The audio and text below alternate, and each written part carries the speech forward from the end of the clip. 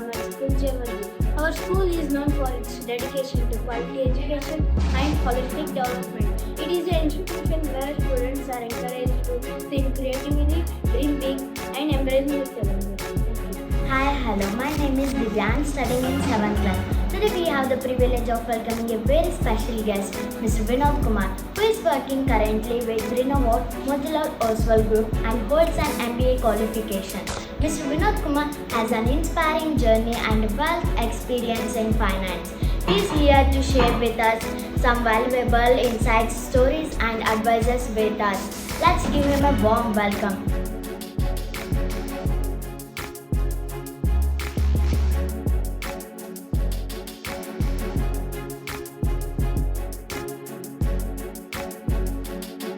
What makes finance and investment such an exciting field to work in, sir?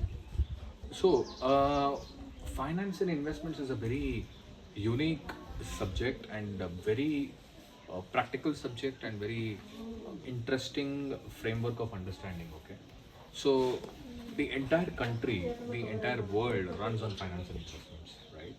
So to put it in a simple example, right, if you want to study, if you want to go to school, you have to pay the fees and go. So there is a money involved. Similarly, if somebody wants to run the school, they have to involve money there. They have to invest money there. They have to make money there, and then use that money for the betterment of education. So finance and investments, from the root level to the higher level, it is always involved in every matter. So what excites me to work in finance and investments, because that's a personal agenda and it's a personal interest that I have. That is first thing. Second thing is, when you look at finance and investments, because the entire world is running behind finance and investments. Okay, so I mean, this will be a little beyond what I mean. The way the point which I'm trying to tell you now is, this is a little beyond our understanding of explanation, because one of the economists, he has made a graph. You know graph, right? Everybody knows graph. X-axis and Y-axis, right? So X-axis and Y-axis, where is the equilibrium? It's the center point. So in that equilibrium, if X-axis is savings, the Y-axis is investments.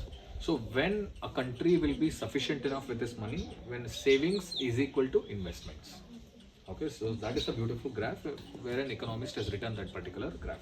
So similarly, finance and investments is very interesting topic for a country to run, for an economy to run, for a normal man to run, right? So if this country has to be developed, we have to invest capital, we have to invest in projects, we have to invest in schools, we have to invest in hospitals, we have to invest in commercial buildings. So that is an investment that we are going to make for the betterment of the society. At the same time, managing finances, the finance ministry is to control some of the situations that can hamper the country, right? Inflation is one among them, debt is one among them, foreign exchange currency is one among them. So to manage that, we have a finance ministry to manage the corporates, to manage the country, to manage the entire economy to function very smoothly. So that is why so many people get excited to become an enthusiastic person in finance and investments. Today, During your MBA, was there ever a moment when you thought, why I am doing this? very thoughtful question. Not only once, maybe more than 10 times I've thought that why am I doing this?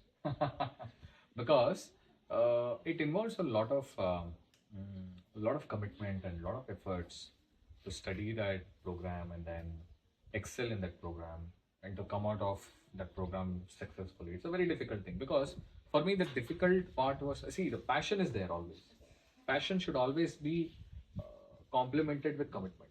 If you just have passion but if you don't have commitment, it cannot work. It's like I have a dream to become something, but you're not working for the dream, right? So you need to have the dream, at the same time you need to have that passion and commitment to work towards it. Okay, so that's where it becomes very interesting part. So in the 2 year entire program, I was there was one particular reason for which I was telling, why am I doing this?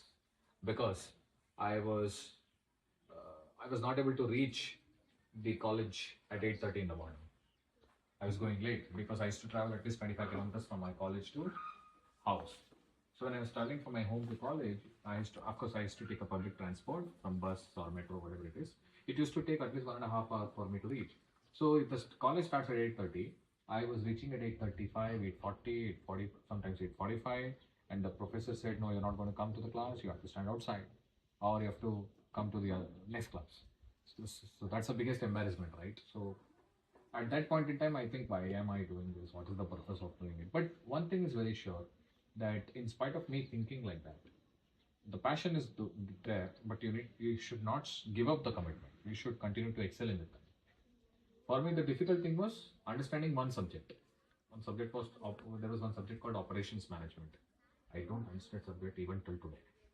It's a very difficult task. It's a nightmare for me. I will not understand that subject even today. I can understand accounts. I can understand anything about money. I can understand. But there is one subject called operations which deals with mechanics, logistics, supply chain. I don't understand that question. Difficult to follow. It was little difficult for me. It was little difficult for me to understand, so I could not grab that. So at that point in time, I used to realize, why am I doing this MBA? But ultimately, the passion was always continued with good commitment, of course, and then I was able to come out the course very successfully. Thank you.